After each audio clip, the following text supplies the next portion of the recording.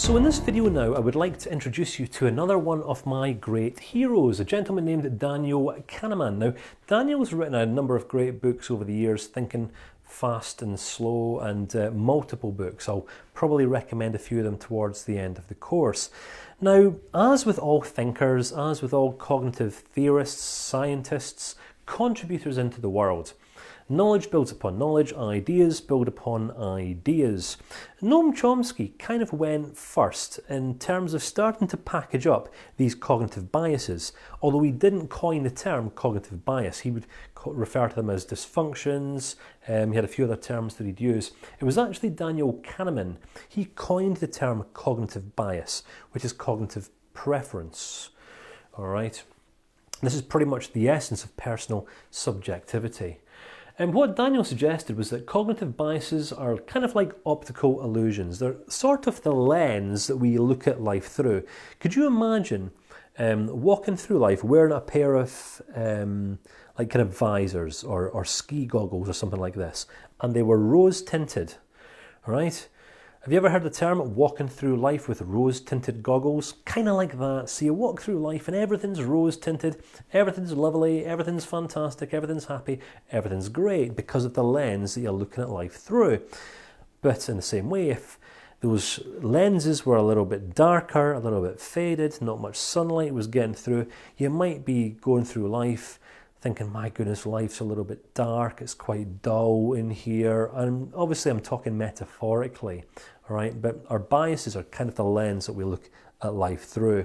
If we are going through life looking at people, situations, circumstances, off the mindset and off the bias that the way in which I see things is the way that things are, then we are going to be forever entering into debate and arguments and heated discussions with other people for the purpose of proving ourselves right, not for the purpose of understanding other people. This is all about the attitude that we take towards life and people. So here I want to present you with another 5 cognitive biases. Now, over the last 20 years, I remember I found a website, I can't remember what it was. If I find it, I'll build it into a later stage of the course. And I think there was around about 325 different cognitive biases. And to be honest with you, there doesn't need to be that many. We just need to understand the essence of the main categories, right? Just to better understand ourselves. Once we know a direction in which to look, we know the direction to look, especially if we want to better analyse and more accurately evaluate and critique ourselves in terms of the accuracy of our thinking. So, these are 5 cognitive biases that Daniel Kahneman highlighted in actually quite a few of his books, one of them being Thinking Fast and Slow. One of them he referred to as fact and information bias.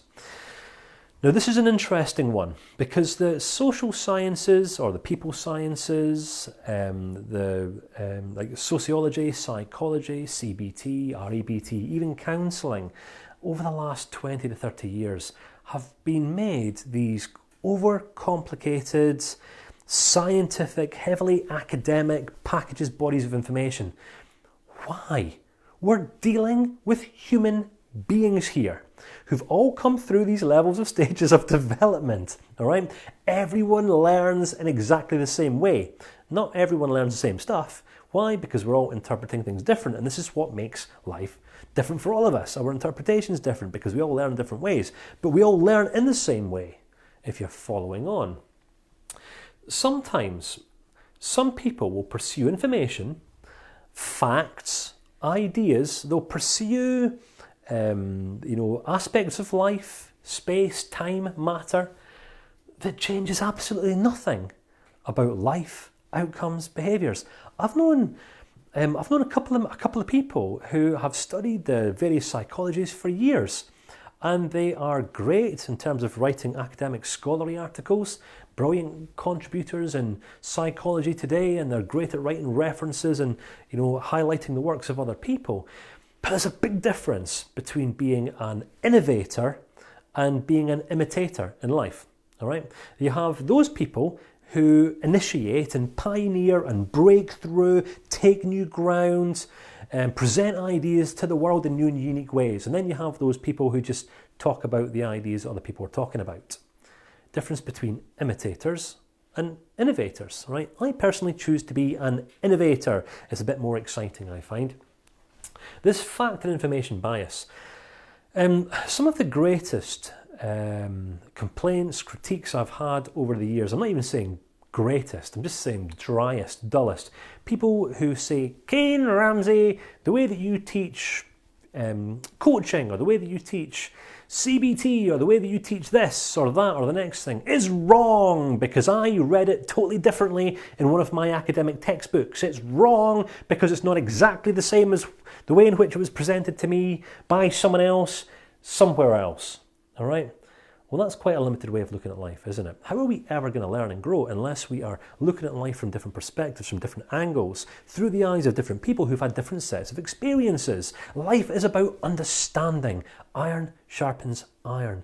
And in the same way iron sharpens iron, different perspectives help us to sharpen up our own. All right, the only way that we're ever going to understand more about ourselves and life and other people is when we're contrasting and comparing our own perspective to the perspectives of other people. This is what enables us to get a far more accurate grasp on reality, what's actually going on. Remember the term, the map is not the territory, from the end of section 1. Kind of like that, right? The map's just a map, but it doesn't give us all the contours, all the details.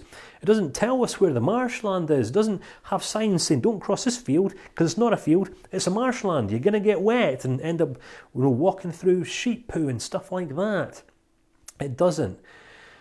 But when we go through life and we start striving to understand the views and the perspectives of other people, to hear where they're coming from, it allows us to expand our own. Facts and information are fantastic, but facts and information are not insight and understanding. Some people confuse the two. Some people confuse facts for understanding. Some people will say, I am knowledgeable, I've got a head full of information and facts. But if they don't understand the information and the facts, they're just going to be regurgitators of information. An example I can give you of this, when I was studying I actually studied business for a year in the Andrew Carnegie Business School of Fife College here in Scotland. Now, Andrew Carnegie being one of the pioneers of the Industrial Revolution, I think I mentioned him earlier on. So he was born in Dunfermline, just around the corner from where I live actually, as it happens. We have the Andrew Carnegie Birthplace Museum, and the library is all branded and funded by Andrew Carnegie, and we'll have the Andrew Carnegie Trust, and they make a massive impact in local community. Well, when I was studying in the Andrew Carnegie Business School, I was presented with obviously organisational growth, marketing, all these various large business concepts, and one of them was economics. I found the principles in the world of economics to be absolutely fascinating. And then there was accounting. All right, so me and numbers have never historically had a particularly great relationship. Now, at the time, I was in the early stages of setting up a business, and I ended up listening to this accounting lecturer, teacher for around about maybe 2 months, and then I said, listen, any chance you could perhaps mentor me? Just give me a couple of hours. I want to set and put in place a basic set of books just for managing a business that I'm about to start. And she'd given me all the different types of, all the different types of books, and we looked at accounting fractions and percentages and all this kind of stuff, all this really complex information, these really complex ideas. And I'd struggled to understand them, really struggled to grasp them. And I said, I really want to understand this stuff. I'm not interested. I'm not taking this course for a certificate or for a bit of paper at the end. I want to actually be able to use this stuff. And the accountancy lecturer said, I'm actually terribly sorry, Kane. I'm not going to be the best person to help you with this. And I said, why not? You're an accounting lecturer. You're the best person to help me with this. And she went on to say, well, as it happens, I'm just operating out of a curriculum here. I don't actually have any experience accounting. I just I'm given a curriculum at the start of the year, and then I teach this information. And it took a few minutes for this to register.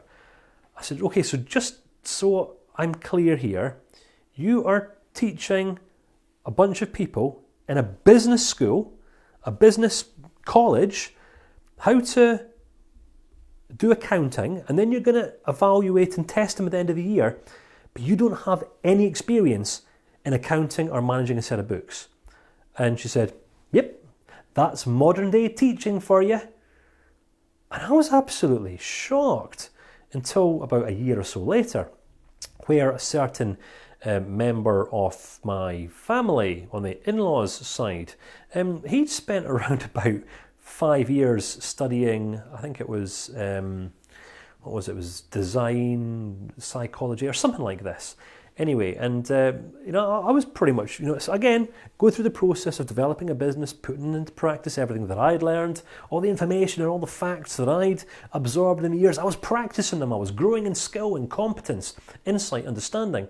And I remember having a conversation with him, saying, so what are you going to do? And he says, well, I'm thinking about being a teacher, maybe becoming a lecturer. I said, yeah, that's fantastic, but surely you want to get some experience first. Otherwise, how are you ever going to transfer insight or understanding? All you could possibly do is just regurgitate some information. If you don't have experience, how could you teach? I was struggling to understand this, and then 6 months later he was offered a job at one of Scotland's most prestigious universities. So basically, he went from being student of information to teacher of information. And the question that I ask is, how does this picture not represent the blind leading the blind? Right? How can we ever lead another person into greater depth of insight or understanding if we have not practiced that which we're preaching? So now, let's bring this course into context. Do you understand why I'm impressing upon you the importance of building these ideas into your life?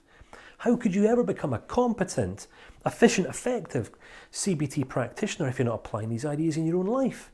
When your clients come to you and say, oh, so how do you do this? What are you going to say? Oh, I don't. I just took a couple of online courses, read a few books. That's what qualifies me. I took a really expensive $10,000 training program. I was given lots of information. I know all about cognitive bias, but I don't know how it works itself in the context of my own life. Makes you a bit of a hypocrite, doesn't it? But it's just a cognitive bias, that's all. We sometimes pursue information that changes nothing about our behaviour and our life's outcomes, and then we act as if this information is scripture, is the law. All right. The placebo effect, The Secret and Manifestations. Now, have you ever read a book called The Secret, I think by a lady called Rhonda Byrne or something like that? Now, I'll be honest with you, that was, I think, one of the first books I read when I started getting into personal development, self-improvement. Listen, I didn't know what I was looking for. It wasn't like I had a coach or a guide back then. And I read this book, and the book was all about this manifestations. If you want something, you've got to kind of hum it into being. So one of the examples was this kid. This kid wanted a bike, and he just wanted a bike, and he was like poor little Jimmy, just didn't have a bike like ever. He was like a victim or something like this. And every single night he would just manifest this bike to the universe, give this longing of his for a bike to the universe, and then one day, as if by magic, the bike appeared. And that's the power of manifestations. If we just think about something for long enough and fantasize over something for long enough, it will just come into existence without any effort or hard work on our part. Now, there's some people who will say that that's not what manifestations are, right? Well, there's other people who know fine well that for them that's exactly what manifestations are, all right?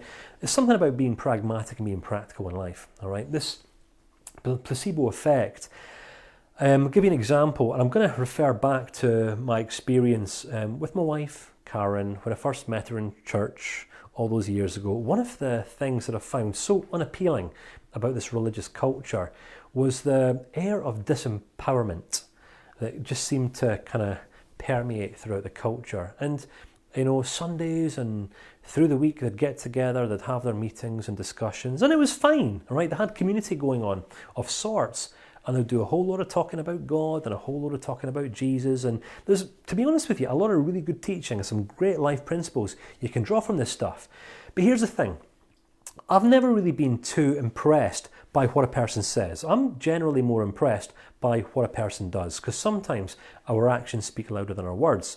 So you'll have a whole load of people all talking about faith and singing about faith. And what is faith? Well, faith without action is completely meaningless. It's useless. And faith without action is just a placebo effect. I'm in faith that my life's going to work out well.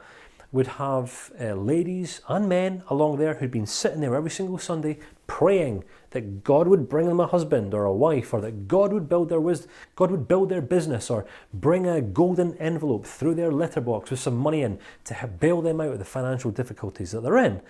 And okay, that's fine. It's fine being in faith and being in hope that things are just going to work out well. But if we are doing nothing, if we are changing nothing, if we're not taking any practical action steps towards those things we want more of in life, we are living in a completely deluded way. This is the placebo effect. Things will change if I just think about it, if I just focus on it, if I just pray about it, if I just meditate. I'll meditate and chant things into being. Nonsense. Garbage. Seriously, in a real practical way, you have what you have in your life because of that which you've done. The outcomes, the consequences in your life are a response of how you've been and how you've acted and what you've said and how you've been for other people. That's it. This is the CBT, outlook on life, remember. All right? So, believing that something will generally happen, or believing that something will happen generally leads it to happening. Beliefs are not enough. Don't get me wrong here. All right? I create a course like this, hoping and believing that people are going to buy into it and that it's going to make an impact in some people's lives. I'm not here to make money, get rich, build an empire, anything like this. I'm here to make a difference. All right? So that's what I'm believing for. So I'm not holding back. I'm being integral. I'm just being myself. I'm not trying to be the academic scholar to impress you with wise words and long complex theories. Instead, share with you principles and practices that you can actually build into your life. Why? Because that's all that's going to serve you. Information won't, unless, of course, you're off fact and information bias. Unless, of course, you're taking this course just believing that this course is going to be more than enough for you to become a CBT practitioner, because it isn't. Unless you put the ideas into practice, nothing will change. It's just wishful thinking. All right? Outcome bias. Are you finding this stuff useful? If you're not finding any of these ideas confrontational, all right, you're so I suspect that you are, because this has got to be confrontational stuff. But this is how we grow, by comparing that which we think we know to ideas that are bigger, broader, more confrontational and challenging. Why? Because sometimes it's easy for us just to live inside the comfort of our little safety nets and comfort zones. Outcome bias. This is where we sometimes become the judge, the jury and the executioner. We judge people more on their outcomes and actions than upon their intentions. Now, I think I mentioned this in section 1 of the course, and it's where we can all be slightly hypocritical at times. It's just a form of bias. It's where sometimes we will judge another person because of what they say and what they do. And we won't even be remotely interested in discovering their intentions. We will just assume their intentions are bad because we fundamentally disagree with something that they've said or something that they do. This person's a bad person because they've said and done something that I disagree with or that I don't like. Makes me feel uncomfortable. This person's made me feel a certain way. It's that whole disempowered way of interpreting and living life, isn't it? Outcome bias, where we judge other people by their actions, by their behaviours, and not by their intentions. But what happens when we screw up? What happens when we get it wrong?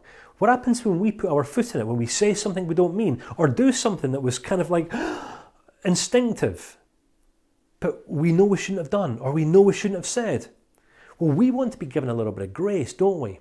We want other people to know us for our intentions, because obviously, from our perspective, our intentions are always pure. They're always good. Oh, come on, right? Are your intentions good or are they bad?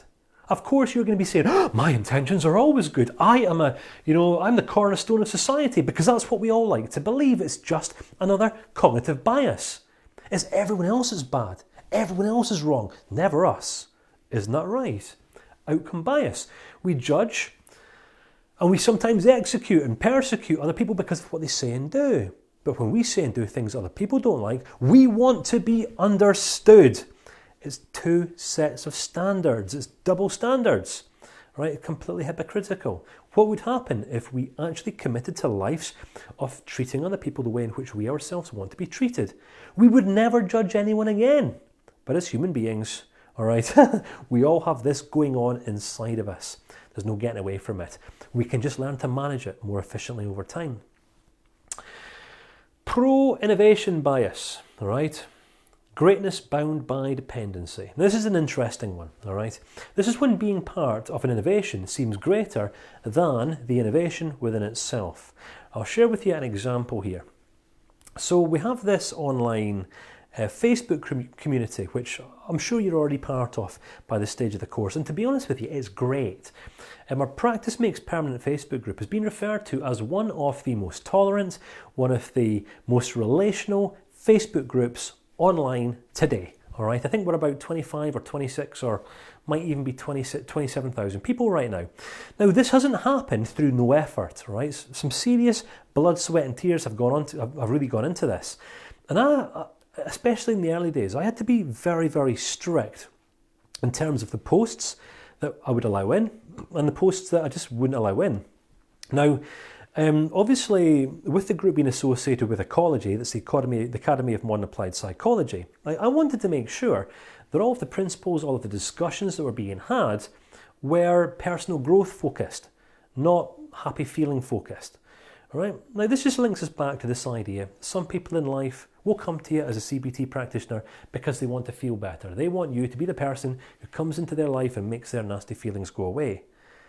They're hard and not particularly enjoyable to work with. Then there's those people who come to you who genuinely want to grow, who genuinely want to become better because their desire to change has become greater than their desire to remain the same. They're a pleasure to work with. Right? You enjoy working with those people far more than the emotional dependence. So, inside of this group, I needed some help. The group grew pretty big pretty quickly. So I enlisted the help of a few people who then made some recommendations of other people that they could call upon for help. And within around about 2 months, the group just changed. It had moved completely away from the pragmatic, the helpful and the useful, onto and into the super spiritual, the fluffy and the weird.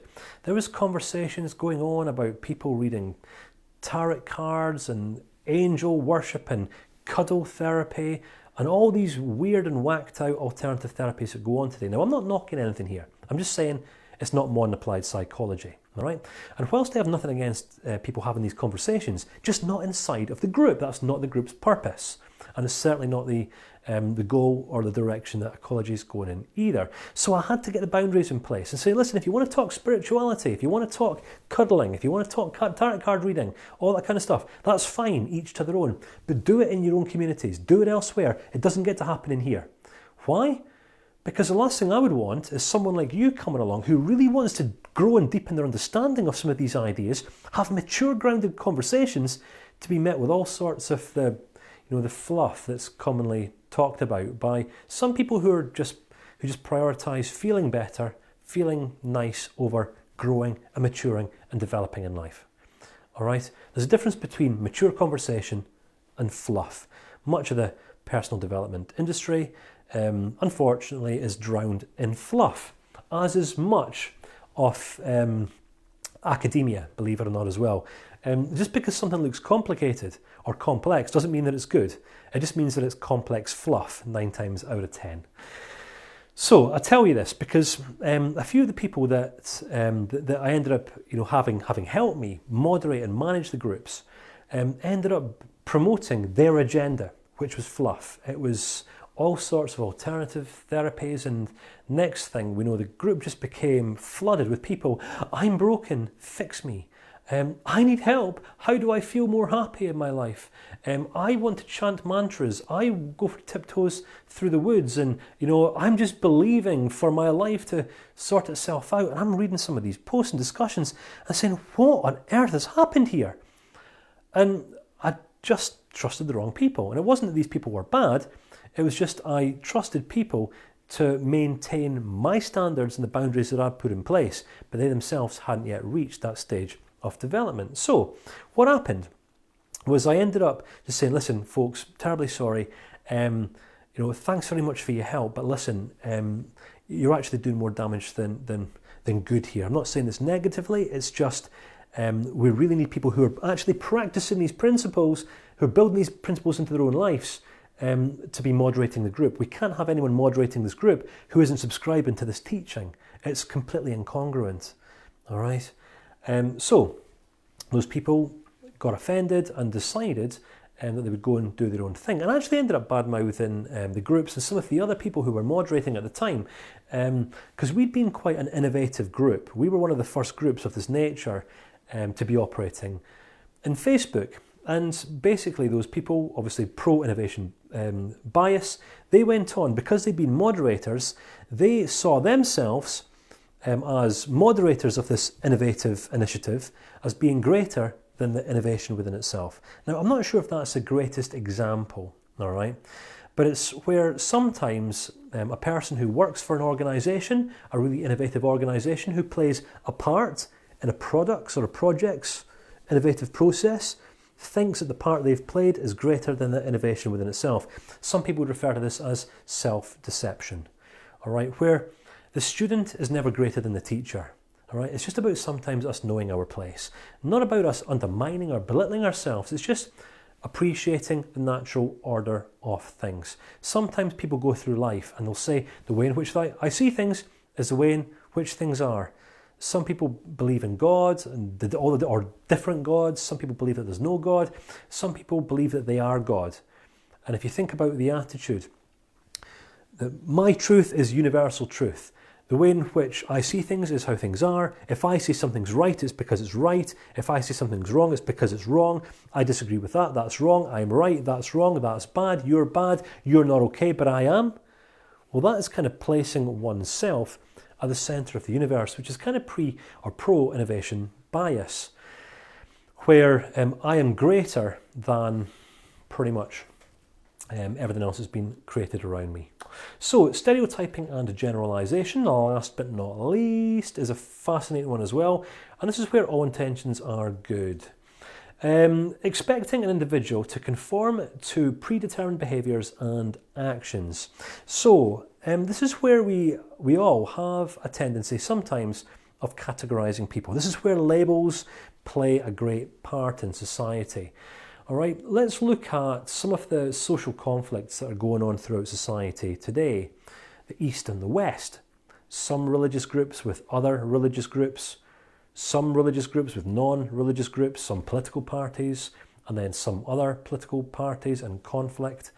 And here in Scotland, it's terrible. If we could go back to football again, there's you have in Scotland, well, the UK has a bit of history, as you're most likely aware, especially Ireland. Ireland has quite a lot of history with Catholicism and the Protestant way of looking at life. And when this kind of comes into the football world and the sporting world, you've got Rangers and Celtic, and you've got one group is of a certain religious background, another group is of a certain other religious background. And going back 30, 40 years ago, there was pretty much civil war going on over in Ireland. All sorts of problems going on, the north and the south. And I'm not going to go into a history lesson here, but what I am saying is religion played a massive part in this. All right, and where all sorts of problems were happening throughout society here in Scotland, the two football teams, one that represented one religious way of looking at life, another which represented another way of looking at life, after football matches, there would be fights and battles. Celtic would go to war with Rangers, Rangers would go to war with Celtic. Why? Because of mass generalisations. If you wear blue, you're bad. If you wear green, you're bad. Quite similar to the way in which I'd grown to interpret and relate to Dundee United football players. I explained that in the last video. They are the scum of society because someone suggested that at some point in the past, and we all do this. I can remember being in the military and going into one town that wasn't so common for military personnel to kind of frequent, and would go into a bar one night and speak to some ladies and say, "Hello ladies, we are in the army," and the ladies would say, "Oh, you're soldiers, oh we love soldiers, soldiers are great." Well, that's a mass generalisation. All right, we'd go into another town where squaddies are everywhere. And we say, hello ladies, we are squaddies, we're soldiers. And they'd say, all soldiers suck. You're all the same. Mass generalization. And here's the thing. It's one of these ironies in life. And we all like to fit in. We all like to be accepted. Sometimes we will all act and behave in certain ways to conform to various group settings and all that sort of thing. But yet we all want to be appreciated as unique individuals. So we don't like to be generalized or categorized, but yet we like to fit in. And sometimes we'll prioritize conforming over being authentic and our own unique selves. It's one of these ironic things, but it's a cognitive bias. We stereotype and sometimes generalize. All politicians are bad. All politicians are good. All religious people are bad. All religious people are good. All people who are of this sexual orientation or that sexual orientation, or people who believe this or people who believe that, or, cuddle therapists. All cuddle therapists are weird. Well, maybe not. Maybe some people just generally like a good cuddle, right? Who are we to say? Who are we to determine what's right and what's wrong, all right? And we're actually not. All that we each need to actually do is take responsibility for our preferences, for our decisions, our choices, and just become aware of how it is that cognitive bias can actually distort and sometimes really undermine the way in which we relate to other people. All right, this is just a big self-awareness exercise, folks. It really is. And as we've got to the end of this video now, I would be seriously surprised if I haven't said something that that hasn't offended you or really challenged you or confronted you in some way. But that's the purpose of this, all right? Check yourself, know yourself. If you have taken offence at something, why? What bias might it be that you're operating out of? Remember, it's not me that's making you feel anything whatsoever. It's the way in which you're interpreting me. You are distorting and you are disrupting yourself, my friend, if you are being disrupted. If you're not being disrupted, fantastic. I hope you're finding this interesting because it is fascinating, life-changing stuff. But this is everything that goes on inside of these minds of ours. This is what cognitive psychology is all about. And it's only when we start understanding these ideas, the way in which people are relating to themselves, life, society, other people, groups of people, that we as cognitive behavioural therapists can start initiating and innovating change. All right, which we'll be looking at a few models on how we do this in the next section of the course. But this is cognitive bias. They're kind of like optical illusions. It's just a lens through which we look at life, interpret events, and relate to other people. If we're walking through life with a set of rose-tinted glasses, everything might seem rosy, and that's fantastic, but not all people do that. Sometimes people walk through life with a pair of dark-tinted glasses, all right? Clouded by judgment, incorrect assumptions, inaccurate thinking, and some very, very unhelpful beliefs that they developed back at an earlier stage of their development. So this is all about us knowing ourselves. Know thyself, your friend, so that you can better know and relate to other people. Hope you found these ideas interesting, and I'll see you again in the next clip.